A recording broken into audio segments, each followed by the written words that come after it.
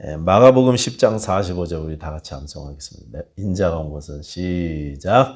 인자가 온 것은 섬김을 받으려 함이 아니라 도리어 섬기려 하고 자기 목숨을 많은 사람의 대속물로 주려 함이니라. 아멘. 마가복음 10장 45절. 감사합니다. 꼭 암송하시기 바랍니다. 하나님 말씀 사도행전 12장 우리 전체 1절부터 25절까지 말씀을 볼 건데요. 앞에만 읽겠습니다. 사도행전 12장 1절부터 23절까지 말씀 중에 5절까지만 제가 읽겠습니다. 그때 헤롯 왕이 손을 들어 교회 중에서 몇 사람을 해하려 하여 요한의 형제 야고보를 칼로 죽이니 유대인들이 이 일을 기뻐하는 것을 보고 베드로도 잡으려 할세 때는 무교절 기간이라 잡음에 옥에 가두어 군인 넷씩인 네 패에 맡겨가 지키고 6월절 후에 백성 앞에 끌어내고자 하더라. 이에 베드로는 옥에 갇혔고 교회는 그를 위하여 간절히 하나님께 기도하더라. 아멘. 찬송 한 장 다시 하겠습니다. 364장 364장 찬송하겠습니다.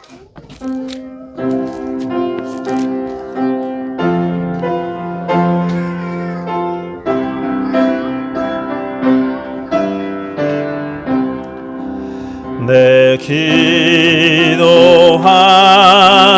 그 시간 그때가 가장 즐겁다.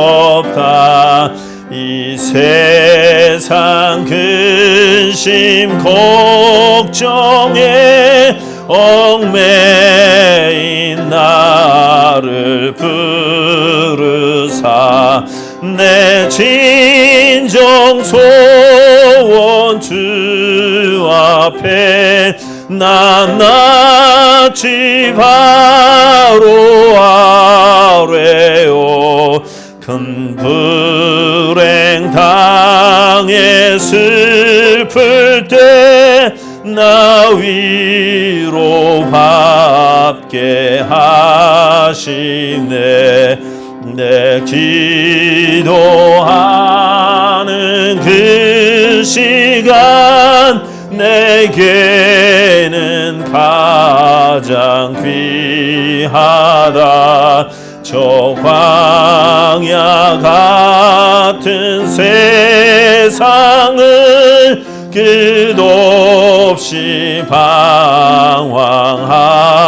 방황하면서 위태한 길로 나갈 때 주께서 나를 이끌어 그 보좌 앞에 나가 그 은혜 받게 하시네. 내 기도하는 그 시간 그때가 가장 즐겁다. 이때 지은 큰 죄로 내 마음 심히 아파도 참마음으로 뉘우쳐 다 숨김없이 아뢰면 주 나를 위해 복 주사 새 은혜 부어 주시네. 내 기도하는 그 시간 그때가 가장 즐겁다. 주 세상에서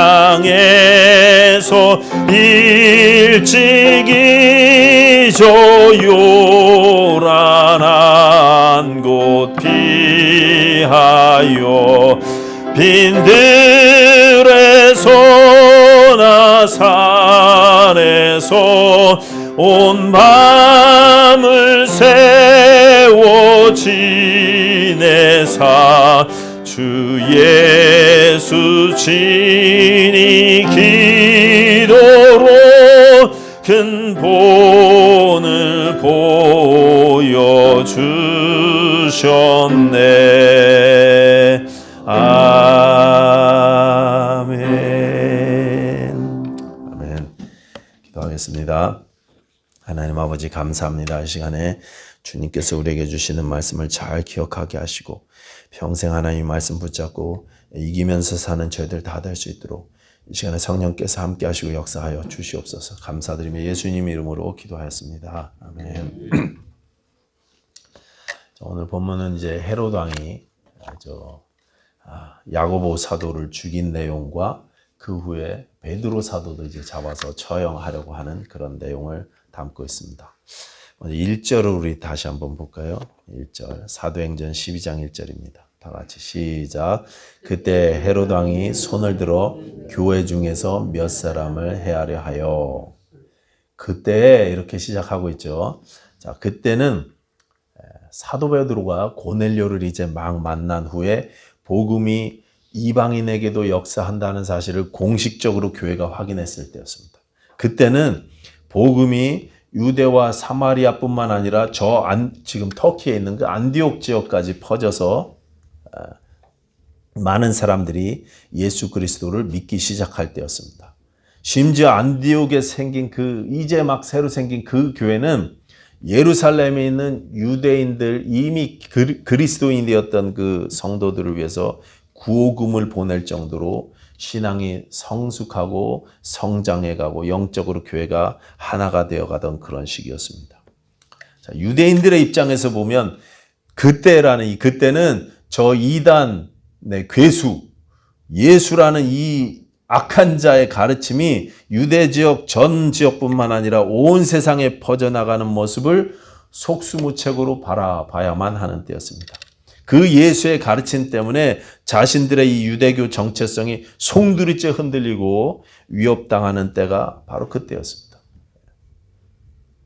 그때 무슨 일이 있었냐면 헤롯이 요한의 형제 야고보를 죽였다 이렇게 기록하고 있어요. 2절이죠. 자, 여기 나오는 헤롯은요.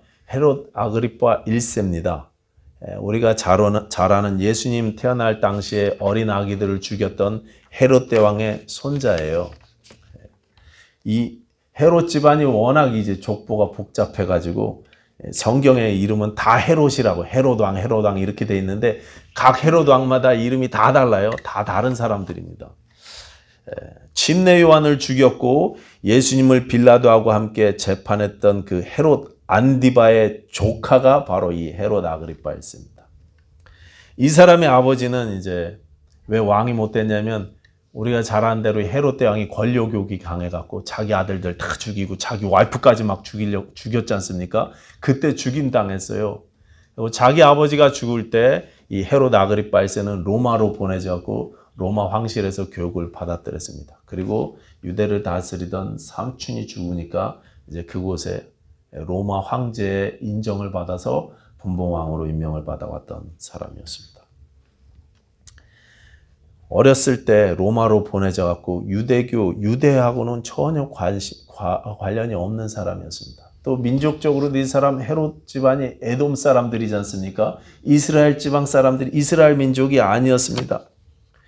유대인도 아니었고 유대에서 자라거나 교육받은 것도 아니었기 때문에 이 사람은 전혀 상관이 없는 유대 나라와 전혀 상관이 없는 사람이었어요. 그래서 유대인들이 자기들의 왕으로 환영하지 않았던 사람이었습니다. 그래서 이 사람이 왕으로 왔을 때 가장 큰 관심이 뭐였냐면 유대인들의 환심을 사는 것입니다. 인기 관리가 계속 이 사람의 관심거리였습니다.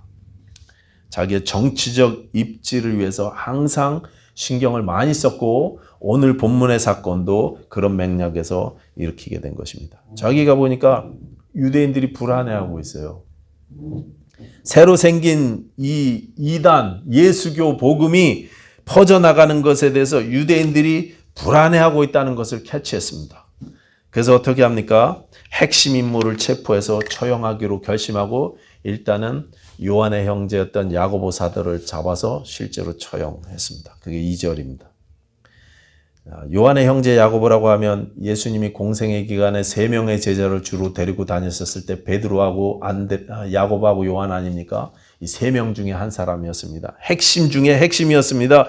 그런 야고보를 처형하니까 유대인들이 너무 좋아하는 것입니다.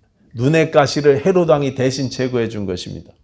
그 헤롯이 그 모습을 보고 3절에 이제 내친 김에 그러면 베드로까지 죽이겠다고 베드로를 잡았습니다. 3절 다 같이 읽겠습니다. 3절. 사도행전 12장 3절 시작. 유대인들이 이 일을 기뻐하는 것을 보고 베드로도 잡으려 할세 때는 무교절 기간이라. 베드로도 잡았습니다.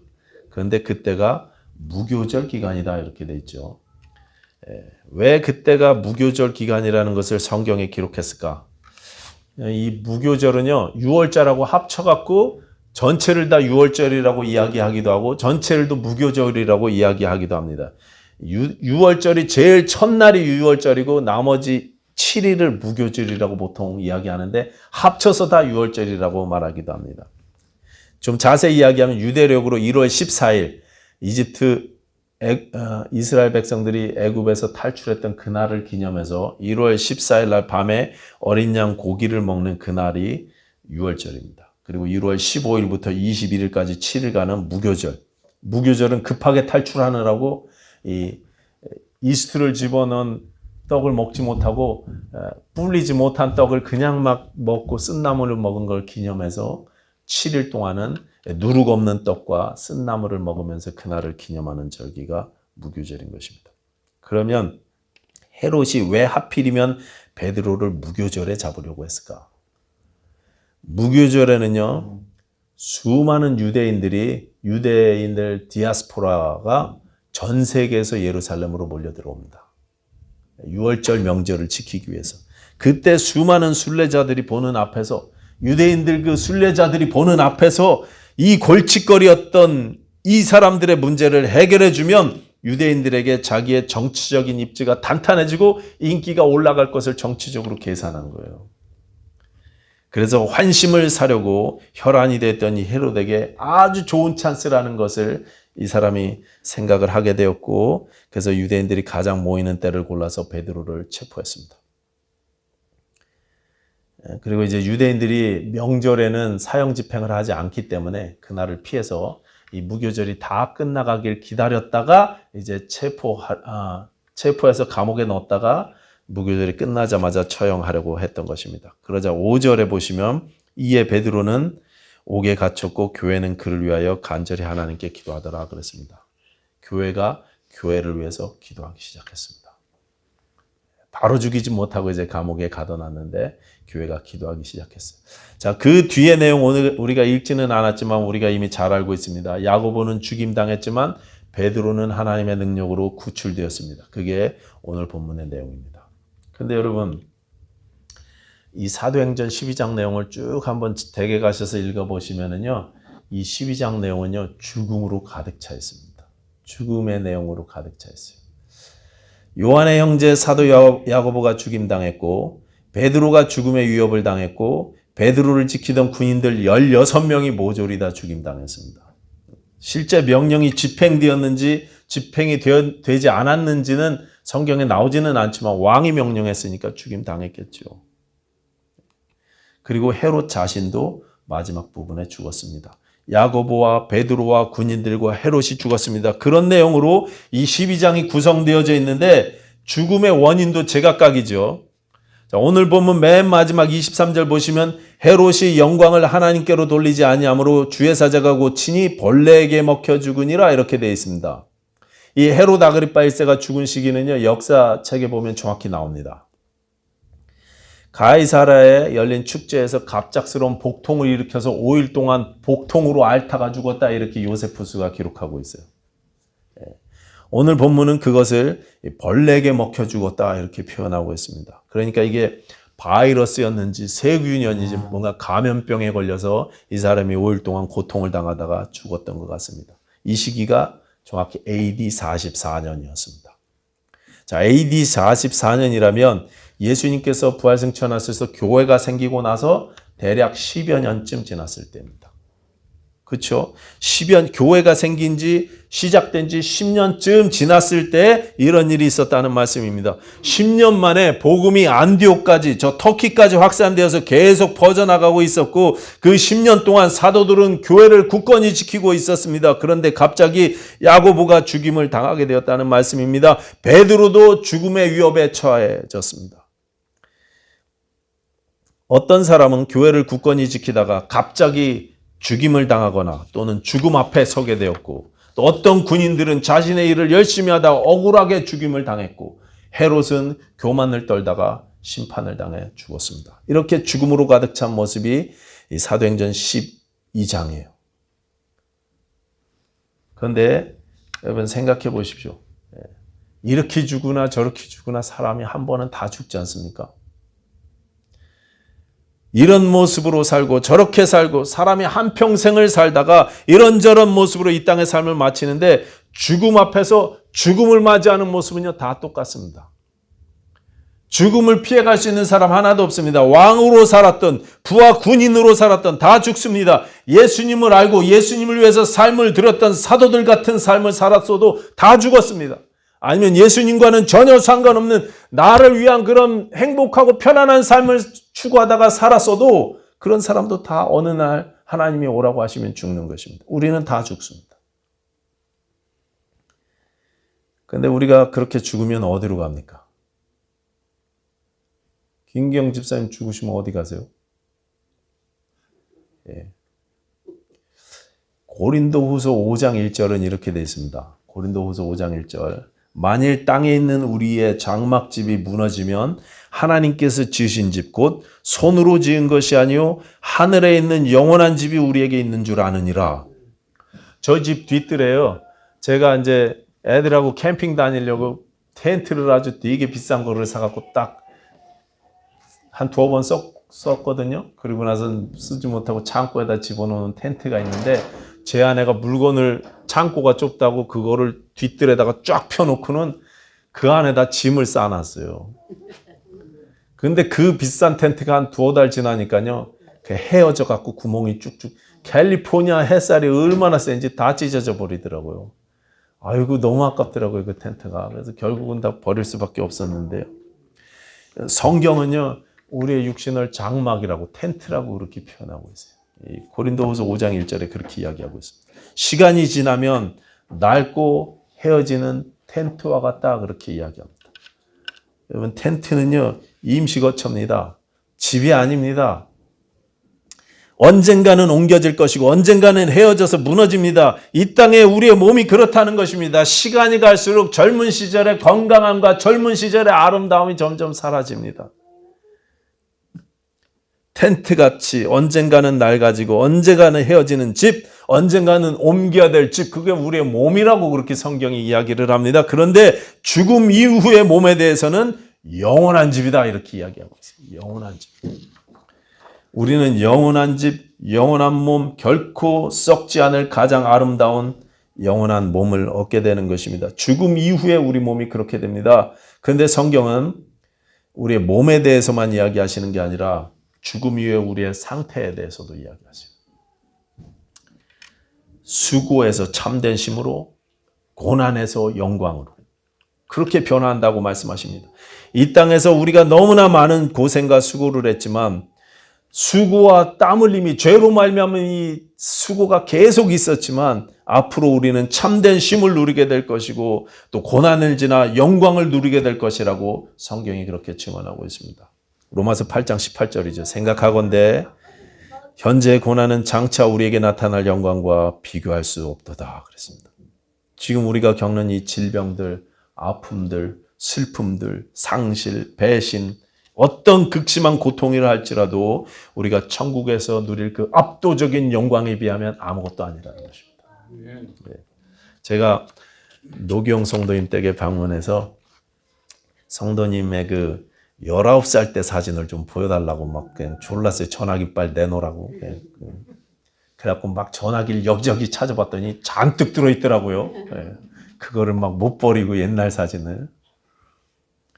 근데 굉장히 예쁘셨어요. 19살에. 그래서 제가 막 너무 이쁘다고 막 그렇게 비행기를 태워드리고, 그리고 그 사진들을 가지고 AI로 막 조작을 해갖고 이렇게 하고 저렇게 해서 조작을 해서 막 보여드려서 재밌는 시간을 가졌습니다. 즐거운 시간을요. 그리고 제가 이렇게 말씀드렸어요. 지금은 우리 노경 성도님이 몸이 불편하시지만 천국에 가시면 19살 때 제일 예뻤을 때 모습으로 하나님 앞에 서게 될 것이고, 가장 건강했을 때의 모습으로 예수님과 함께 지내시게 될 거라고 말씀드렸습니다. 내가 가장 그리워한 사람들, 내가 가장 보고 싶어한 그분들 다시 만나 뵈면서 가장 예쁘고 건강한 모습으로 지내시게 될 것이라고, 19살 노기용으로 그곳에 쓸 것이라고 그렇게 말씀드렸어요. 신자의 죽음은 그렇습니다. 끝이 아닙니다. 완전한 몸으로 참된 심으로 영원한 영광으로 바뀌는 문, 그것이 죽음입니다. 영광으로 들어가는 몸이 죽음입니다. 우리에겐 그렇습니다.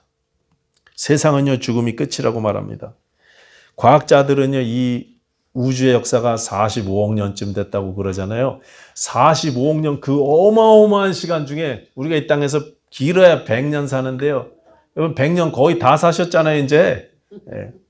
몇 년 안 남았잖아요. 그럼 그 몇 년 안 한 20년, 30년 길어야 이렇게 남으셨는데 그 기간 싹 지나가면 그냥 아무것도 없는 그런 세상이 남았습니까? 아무것도 없는 존재가 됩니까? 정말 아무것도 없는 그런 존재가 된다면 우리의 생명이, 우리의 의미가요, 쉬면 한 20년 만에 다 끝나버려요. 눈 깜짝할 새에 끝나버리지 않습니까? 20년이면.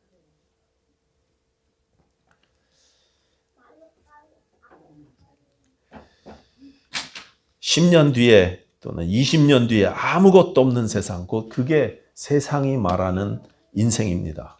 그러나 성경은 그렇지 않다고 이야기하세요. 끝이 아니라고 이야기합니다. 끝이 아니라 오히려 이게 시작일 뿐이라고 그렇게 말씀하시는 거예요. 그래서 니네가 준비해야 된다. 계속 반복해서 우리에게 말씀하십니다. 고린도전서 13장 보시면 사랑장의 맨 마지막 우리가 잘 아는 말씀이 이렇게 되어 있습니다. 우리가 지금은 거울로 보는 것 같이 희미하나 그때는 얼굴과 얼굴을 대하여 볼 것이요 지금은 내가 부분적으로 하나 그때는 주께서 나를 아신 것 같이 내가 온전히 알리라. 우리가 지금은 부분적으로 알지만 그때는 죽음 이후에는 온전히 알게 될 것이다. 지금은 이해 안 되는 일이 너무나 많습니다. 답답한 일들이 너무나 많습니다. 왜 신앙 좋은 사람이 저렇게 어려움을 당하는지, 왜 저렇게 선하고 착한 사람이 고통을 당하는지, 왜 악한 자들만 저렇게 부자로 잘 사는지 이해가 안 됩니다. 근데 그때에는 우리가 모든 것을 발견하게 될 것입니다. 모든 것이 하나님의 은혜였다는 사실을 밝히 알고 우리가 감사 찬송을 하나님께 올리게 될 것입니다. 이게 신자가 죽음을 대하는 자세입니다. 제가 왜 이 이야기를 하냐면 같은 수고를 했는데 같이 그동안 고난을 겪어왔는데 오늘 본문에 야고보는 순교를 당했고 베드로는 구출받았습니다. 똑같은 조건인데 똑같이 수고하고 똑같이 믿음 생활하는데요. 결과가 달랐습니다. 왜 이런 차이가 있었을까요? 베드로가 믿음이 좋아서 베드로가 할 일이 너무 많이 남아갖고 베드로가 믿을만 해서 베드로만 하나님이 남겨주신 겁니까? 많은 성경학자들이나 목사님들이 이런저런 해답을 제시하고 그 중에 어떤 분들은 제가 좀 아까 말씀드린 것처럼 베드로에겐 사명이 남았을 것이고 야고보에겐 사명이 끝났기 때문에 하나님이 불러가셨다 이렇게 여러 가지 성경을 근거로 제시합니다. 근데 제 생각에는요, 우리가 이 질문에 할 수 있는 대답은 한 가지밖에 없습니다. 모른다는 것입니다. 모른다는 것입니다. 하나님이 왜 야고보는 데려가시고 베드로는 남겨놓으셨는지 우리는 모릅니다. 왜 누구를 먼저 데려가시고 누구를 남겨놓으시는지, 왜 이렇게 은혜를 베푸시고 왜 저렇게 은혜를 베푸시는지 우리는 잘 모릅니다. 어떤 사람은 기도 응답을 받아서 병의 고침을 받고 건강하게 새 삶을 사는데 또 다른 사람들은 같은 믿음으로 그렇게 기도하고 열심으로 주께 충성 봉사했어도 병으로 그렇게 고생하다가 삶을 마치게 되는지 잘 모르겠습니다. 근데 한 가지 확실히 아는 게 있어요. 우리 삶은 이 땅이 전부가 아니라는 것입니다. 아니, 이 땅은요, 우리 삶의 극히 일부라는 사실입니다. 우리의 집은요, 저 한국 땅도 아니고, 이 미국 애너함도 아니고, 우리의 집은요, 우리가 갈 곳이 따로 있어요. 그 사실은 우리가 확실히 압니다. 제가 장례식 집례를 여러 번 했는데요. 그때마다 했던 말이 있어요. 지금 우리는 정말 많이 슬프지만 고인이 떠나셔서 고인이 그립고 다시 보고 싶고 정말 아쉽고 많이 슬프지만 고인은 저 하늘에서 다시 이곳에 올 수 있다고 해도 안 올 거다 그렇게 이야기를 해요. 죽음이 남아있는 우리에게는 슬프지만 남아있는 우리에게는 슬픈 것이 죽음이지만 지금 주님을 다시 만난 그분들에게는요 다른 의미라는 사실을 제가 말씀드렸던 것입니다. 왜 베드로는 남겨두시고 야고보는 데려가셨나 우리가 잘 몰라요. 모든 것이 다 하나님의 주권이고 하나님의 섭리입니다. 그런데 우리가 한 가지 아는 것, 한 가지 확실히 아는 것, 끝이 아니라는 사실입니다. 그래서 우리가 해야 할 일이 있다는 사실도 알아요. 한 가지 아는 것은 죽음이 끝이 아니라는 것이고 한 가지 해야 할 것은 5절입니다. 5절 다 같이 보시면 이에 베드로는 옥에 갇혔고 교회는 그를 위하여 간절히 하나님께 기도하더라 그랬습니다. 우리가 해야 할 일 한 가지는 간절히 하나님께 기도하는 것입니다. 하나님이 어떻게 응답하실지는 우리가 잘 모릅니다. 근데 우리가 할 일이 기도하는 것입니다. 간절히 기도하는 것입니다. 여러분 어떤 문제가 생기면 우리가 기도하자. 어려운 일을 당하면 우리 한번 기도해 보자. 내가 요즘에 기도가 좀 게을러졌어. 기도 좀 해야 되는데 이런 반응들이 우리 가운데 좀 있어야 되지 않겠습니까? 내가 요즘에 기도를 너무 많이 안 했어. 내가 작정해서 기도를 해야 되겠어. 금식이라도 해봐야 되겠어. 이런 마음가짐이 우리에게 있어야 되지 않겠습니까? 우리가 할 일이 그것입니다. 기도. 12장 뒷부분에 보면 교회 성도들은 자신들이 간절히 기도했음에도 불구하고 베드로가 실제로 석방되니까 믿지 못했어요. 깜짝 놀랐습니다. 그리고 아마 베드로의 천사가 왔나 보다 이렇게까지 이야기했어요. 완전한 믿음의 기도를 그들이 드리지 못했던 것입니다. 그럼에도 불구하고 하나님께서 그들의 기도를 들으시고 응답하셨습니다. 부족한 기도였지만 하나님은 그들의 기도를 들으셨습니다. 그래서 우선은 베드로를 평강 가운데 지켜주셨죠. 6절, 7절 보시면요. 내일 아침에 끌려나가서 죽게 될 베드로가 뭐하고 있냐면 잠을 주무셨어요. 감옥에서 아주 편안히 주무시고 아주 깊이 주무셔갖고 와서 옆구리를 치고 깨워야 될 정도로 그렇게 깊이 주무셨다고 그렇게 성경이 기록하고 있습니다. 세상이 빼앗을 수 없는 평강을 죽음 앞에서도 누리고 있는 것입니다. 빌립보서 4장 6절, 7절 지난번에 우리 유승준 목자님 소개한 그 말씀 뭡니까? 아무것도 염려하지 말고 오직 모든 일에 기도와 간구로 너희 구할 것을 감사함으로 하나님께 아뢰라. 그리하면 모든 지각에 뛰어난 하나님의 평강이 그리스도 예수 안에서 너희 마음과 생각을 지키시리라 그랬습니다. 하나님의 평강이 너희를 지키시리라. 기도의 응답으로 하나님이 베드로의 마음을 지키셨고 우리의 마음을 지키십니다. 하나님의 평강이 우리를 지키십니다. 저는 야고보 사도도 기쁨 가운데 평강 가운데 담담히 자신의 죽음을 받아들였을 것이라고 생각합니다. 교회 역사상 수많은 순교자들이요 다 그렇게 자신의 죽음을 받아들였습니다. 화형을 받으면서도 십자가에 매달려 처형당하면서도 저 콜로세움에서 맹수의 밥이 되어 물려 죽어가면서도 저 이북 땅에서 저 중동의 어느 곳에서 자유가 없는 그곳에서 예수 믿다가 체포되어 죽어가는 그 자리에서도 다 하나님께 찬송하고 감사하면서 평강 가운데 죽어갔습니다. 천국의 소망과 확신이 그들에게 있기 때문에 그렇습니다. 여러분은 어떠십니까? 우리 21세기 침례교 성도인들은 어떠십니까? 죽음 이후에 대한 확신이 있으십니까? 주 예수를 다시 만날 소망이 있으십니까? 먼저 간 내 성도들과 내 사랑하는 그리운 분들을 건강한 모습으로 다시 만나게 될 그날을 소망하고 계십니까? 이 땅에서 하나님이 맡겨주신 삶을 하루하루 기도하면서 여러분 최선을 다해서 사십시다. 그리고 내가 살든지 죽든지 그리스도께서 정직히 된 그런 믿음의 역사가 내 가운데 있기를 그렇게 기도하십시다. 전국을 사모하면서 확신 가운데 하루하루 승리하면서 사시는 저와 여러분들 되시기를 부탁드리겠습니다. 기도하겠습니다.